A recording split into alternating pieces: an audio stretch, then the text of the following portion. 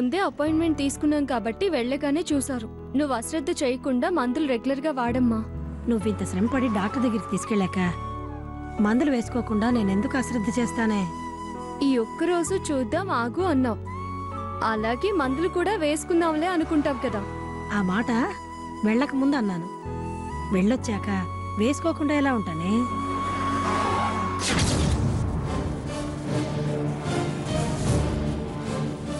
అదిగో మన కారు. మనల్ని చూసి వెనక్కి వెళ్ళిపోతుందేమో, ఎవరికి తెలుసు? అవును బావా, వెళ్ళినా వెళ్ళొచ్చు. ఎందుకు ధరణి మీద ఇలాంటి అభిప్రాయం పెంచుకున్నారు? తామెంతో జగమంతా అనుకునేవాళ్ళు వీళ్ళు. అంటే మేము దొంగలమా? తాను దొంగ అయిపోయినట్టే మాట్లాడుకో. కాసేపుండు, అదిగో వచ్చిందిగా. దొంగ దొర తెలుస్తుంది.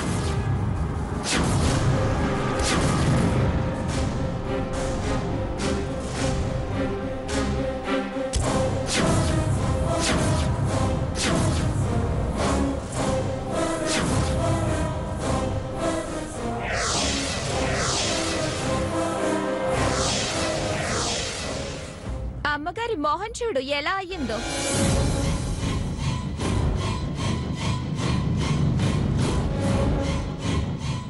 రాధరణి, ఏంటి ఆదిత్య గారు అందరూ ఇక్కడికి వచ్చారు? తమర్ని వెతుక్కుంటూనే బయలుదేరాం. చెప్పా పెట్టకుండా చెక్కేశావు కదా. తమరి ఇంకో చెల్లెలు రాలేదు, అందుకే సిటీలో చక్కర్లు కొట్టి చెల్లి కోసం తిరిగొచ్చావా? ఇంకొక చెల్లి రాకపోవడం ఏంటి, చక్కర్లు కొట్టడం ఏంటి? కాస్త ఆగు. నీ నంగనాచితనం, చుప్పునాతి చేష్టలు బయటపడతాయి. లేక ఎందుకు అరుస్తావు? చేసిన దానికి సిగ్గుతో తలొచ్చుకోక అరుస్తావేంటి? లేక అనవసరమైన మాటలు మాట్లాడకు. తనే డబ్బు ఎత్తుకెళ్ళిందని గట్టిగా వాదించావుగా.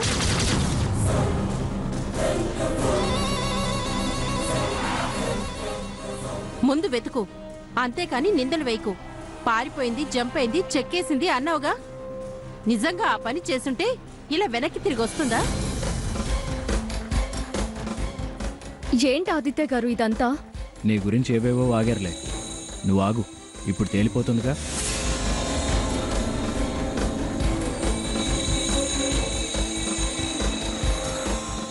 తరుణి, ఇంట్లో నిన్న పెట్టిన డబ్బు కనిపించట్లేదు.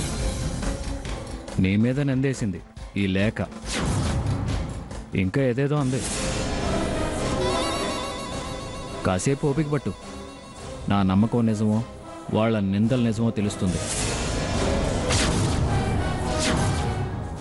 లేక వెళ్ళు, చెక్ చేయి.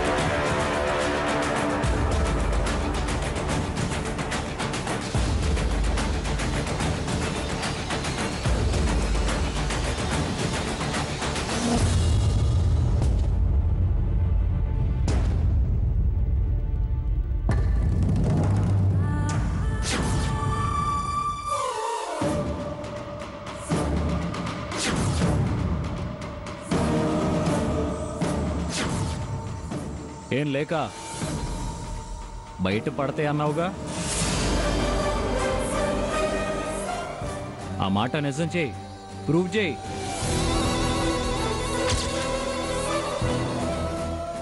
ఏంటి ఆవిడ ప్రూవ్ చేసేది? ఆవిడ మాటలే చెప్తున్నాయి అన్ని అబద్ధాలని.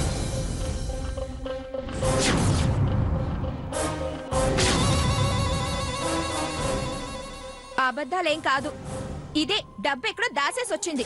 ఏంటమ్మా నా కూతురు దొంగతనం చేసిందనేగా నువ్వనేది?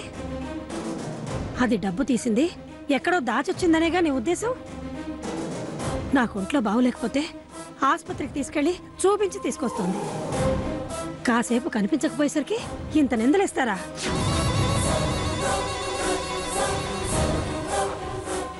దానికి డబ్బు మీద ఏనాడో ఆశ లేదు.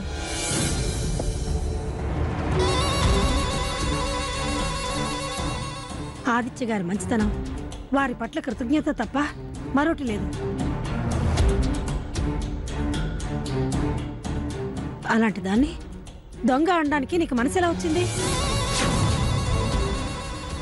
అసలు అదేం చేసిందని మీ ఇంట్లో అడుగుపెట్టినప్పటి నుంచి దాని వెనకాల ఇలా పడ్డావు? గంగిగో లాంటి పిల్ల మీద నిందలేస్తావా?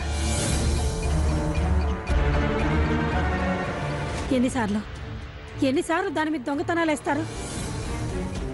పేదవాళ్ళం కావచ్చు గాని ఆత్మాభిమానంలో మీకన్నా ధనవంతులు అని ఇది 1,00,000 సార్లు చెప్పింది.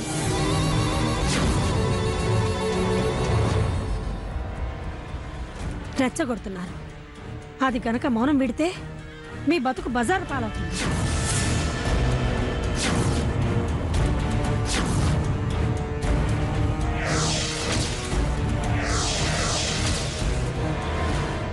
పెద్దదనం అయ్యుండి ఏం మాట్లాడుతున్నావు నువ్వు? అనుమానం వచ్చింది, అడిగాం తప్ప. అంతదానికే ఓ రాద్ధాంతం చేస్తున్నావు. అమ్మా ఆగు, ఆవేశపడుకో. ఆదిత్య గారు, ఆ డబ్బు విషయంగా వీళ్ళు నా మీద దొంగతనం మోపారు. అది వెతుక్కుంటూ మీరొచ్చారు. నిన్ను అనుమానించి రాలేదారని, వీళ్ళది తప్పు అని నిరూపించడానికి వచ్చాను. అసలు బయలుదేరకుండా ఉంటే సంతోషించేదాన్ని.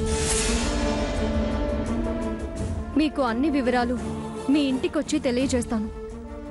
మీరింటికి వెళ్ళండి. నాకు నీ మీద ఎలాంటి తప్పు అభిప్రాయం లేదారని. నాకు తెలుసు. చుట్టుపక్కల వాళ్ళందరూ మనల్ని చూస్తున్నారు. మన ఇంటి పరువు పోతుంది, జనం పోగవుతారు. వీళ్ళ గురించి మొత్తం ఇంటికొచ్చాక చెప్తాను. మీరు వెళ్ళండి. దొరికిపోయింది కదా, ఆ డబ్బుని వెనక్కి తీసుకొస్తుందేమో.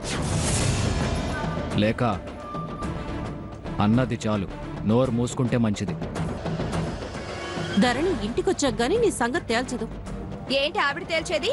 రాని వచ్చి ఏం సమాధానం చెప్తుందో చూస్తాను. పదమ్మా, మళ్ళీ జనం వస్తారు.